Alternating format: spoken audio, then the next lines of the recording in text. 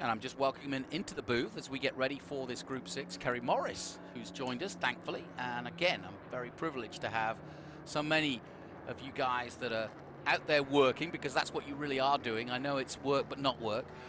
Kerry, first and foremost, welcome. Tell me a little bit about how you got involved in this crazy game.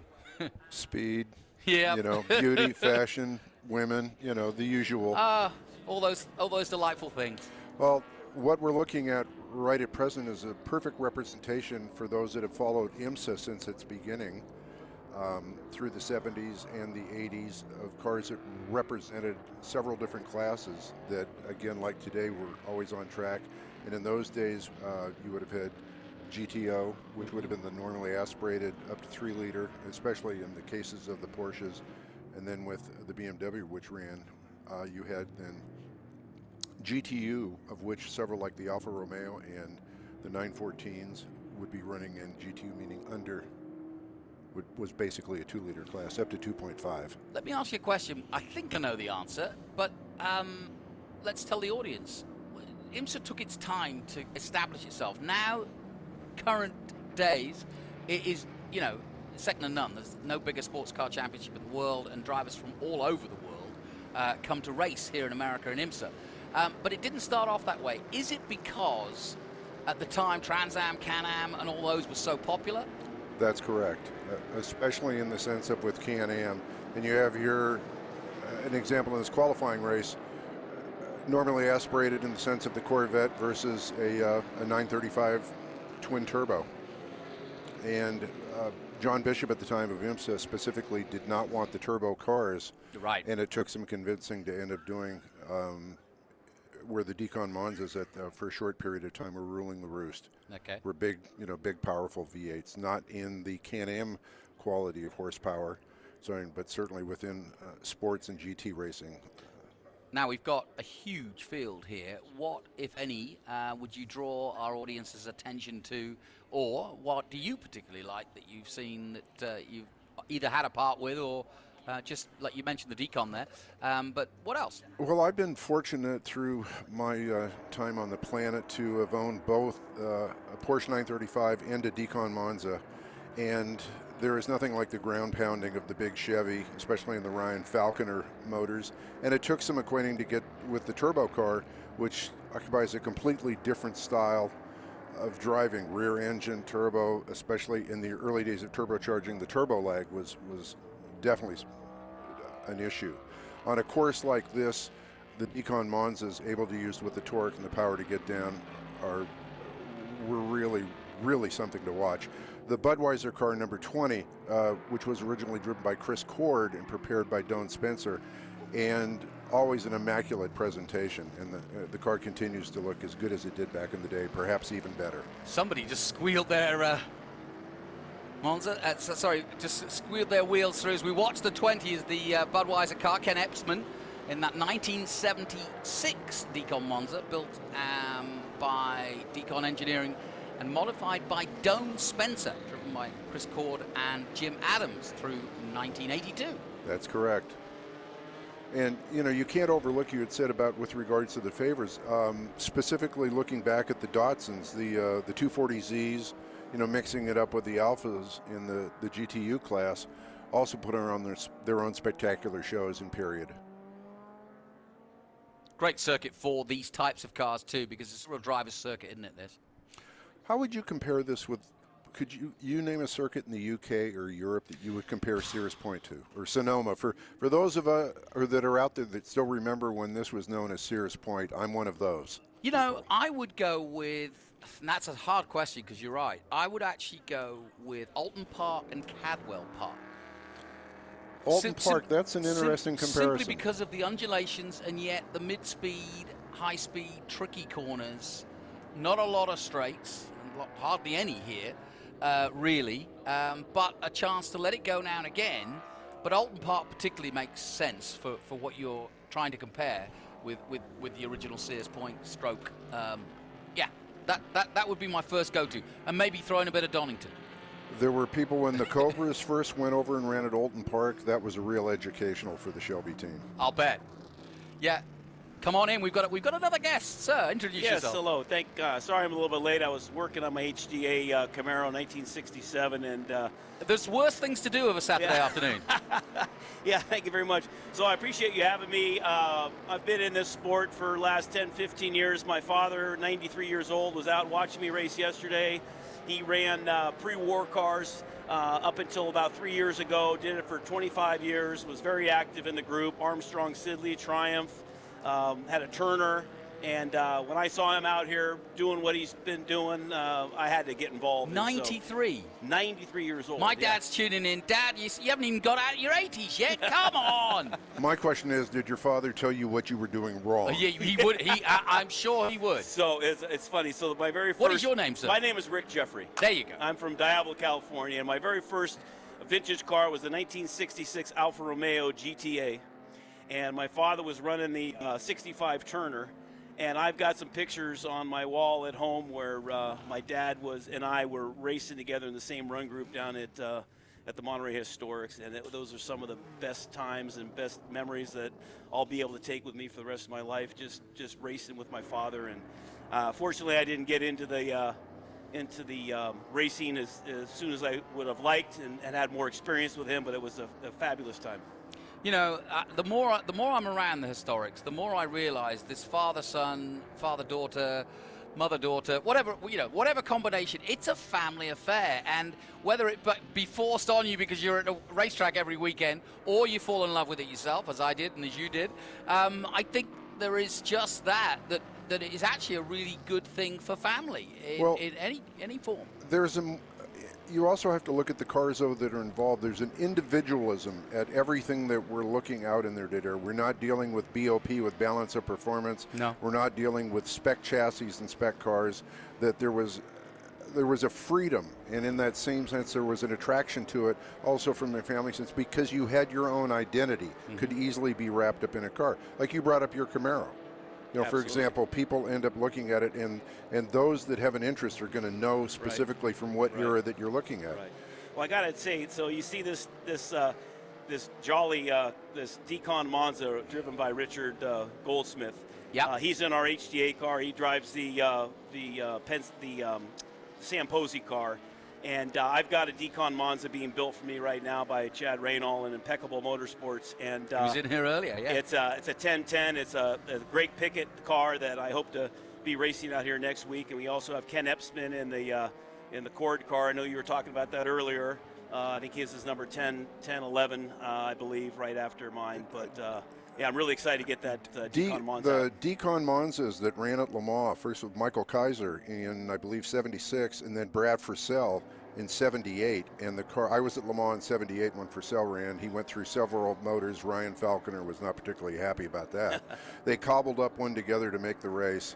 And the car was hit, I believe, the chicane on the original Mulsanne Straight at 212 miles per hour. Wow. And the Europeans were just blown away by the size of the DeKon. I mean, we were used to seeing it running in IMSA, but to see it in Europe at that time and running against, remember Porsche was running Moby Dick at that time, and you had the Renault A442s, the Porsche 936 in Group 6, and there was this big Chevy with a huge wing, and it was easily the loudest car on circuit. Right, yeah.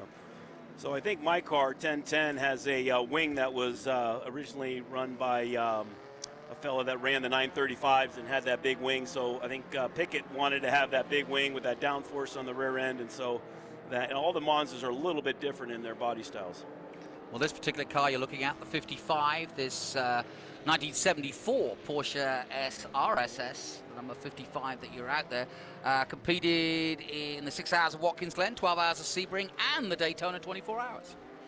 There were those times where you could almost look at Daytona, the 24-hour race, specifically back in the 70s. The grids were so large with it that you could literally, at early, when it was late afternoon and when it would start, early nightfall, it's almost you could see all the lights all the way around the circuit. You know, this was pre-bus stop. That's right. And it was spectacular. But we used to joke that the bulk of the entries on the lower part on the grid were the Florida version of Cal Club. Okay.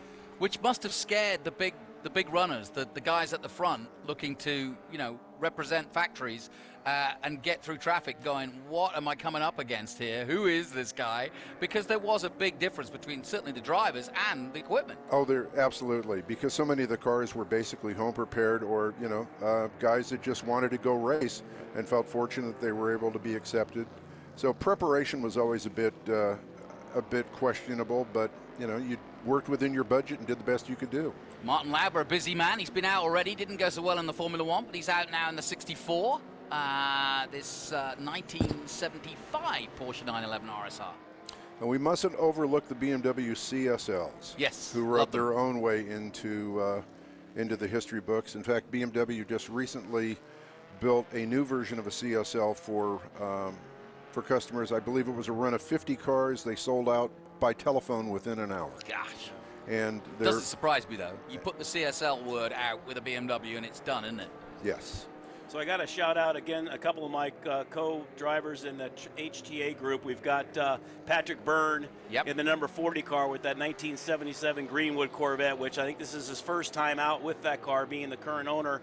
And that thing is a beast. I was watching it come out of turn 11 yesterday, and the patch of rubber he would lay down as he got on the accelerator coming up into turn 1 was amazing.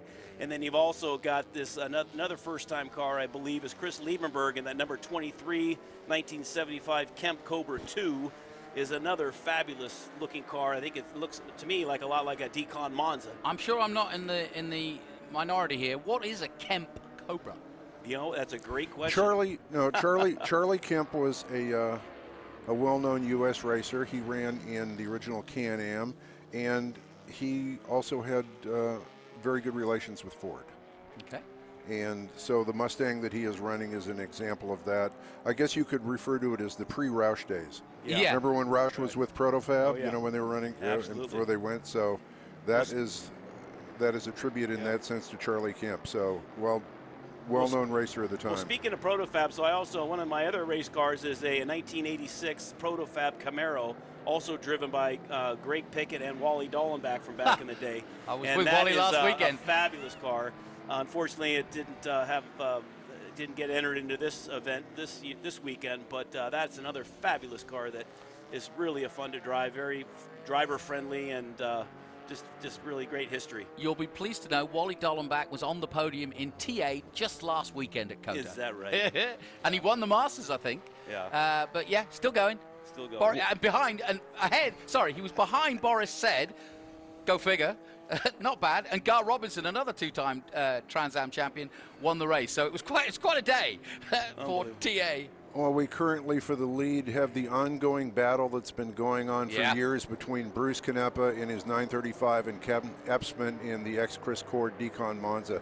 These guys have battled back and forth in vintage and historic racing in these two cars now for, God, I can't even remember the first time they did it. I remember when Epsman was looking to originally buy a McLaren M8, and he rang me and asked me what I thought about DeKons, and I said, you want to buy the Monza. You'll be a lot better off. Mm-hmm. Bruce could write a book, I'm sure he will, on every car he's driven in historics, because every event you go to, Bruce Canepa on the list, the list. So is it true that this car Bruce is driving is a 935? This is a 935. Which is a twin turbo? This is a twin turbo. When he purchased it, he is the original owner of that car, and he ran here. I remember him running here after he got it, and then he did what everybody else did. He put 935 Kramer bodywork, K3 bodywork on the car, and then eventually restored it back to those are the original factory panels that he took off the car. Right. So it's as close to being in its original as delivered condition now as possible. We used to joke when he had the Kramer bodywork, for those that remember the old radio station K-Fat. It was pre-K-Pig, and Bruce proudly had K-Fat stickers on his 935 back in the day. That's a great story. So is it also true that in the year prior, the 934s were running and DeKon Monzas were dominating in that year, and so that's when Porsche decided to up their game a little bit and go with that twin turbo 935? No, that was primarily already based for FIA Group 5. They were going to do that anyways. Sad to say, in that sense, the U.S. was always an afterthought. Porsche Motorsport was not really officially came part of the U.S. until they had a PO box, I guess you could say, before the transport and the parts. They were distributed through Volkswagen of America back during those eras, through Joe Hoppen.